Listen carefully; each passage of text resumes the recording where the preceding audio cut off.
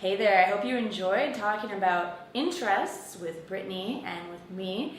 Now, when you want to have a conversation asking someone about interests or sharing your interests, the best way to ask is this: what are you into? You could ask, what are you interested in? But I recommend, this is really common, you'll probably hear this if you speak with native English speakers. What are you into? So let me hear you say it. What are you into? Awesome. All right, another phrase that I use is I feel like.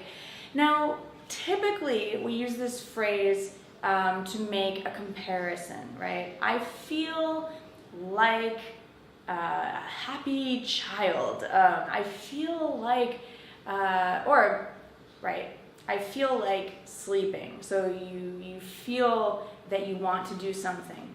However, I use this phrase in a different way, right? When I want to express my opinion.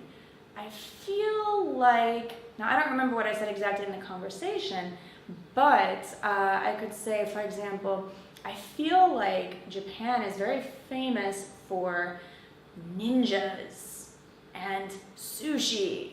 I'm just expressing my opinion, that's all. So you can use I feel like to express your opinion, not only your feelings, and not only to make a comparison. How did you get into? This is a great question to have in your toolbox of conversation questions. How did you get into is asking, how did you begin? How did you start? Hey, how did you get into playing taiko drums? Now, you may hear people link the sounds, and you may hear, how did ya? How did you get into? How did you get into? Let me hear you say it. How did you get into? Very nice, okay. And the last phrase that would be fun to use is, it rocked me. You don't have to say me, you could just say, it rocked. It's another kind of fresh, modern, current way to say, it was awesome, it's fantastic, it's great. So it rocked, past tense, or it rocks, present.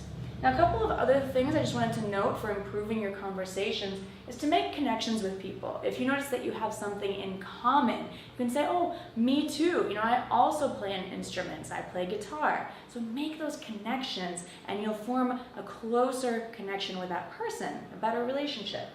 And gestures. Do you notice how when Brittany was talking about playing the taiko drums, she did this? So do that. Don't be afraid to use hand gestures. American English speakers often use hand gestures, just like I'm doing right now. Great, so thank you so much for listening, and I'll see you in the next conversation, conversation 3. All right, bye for now.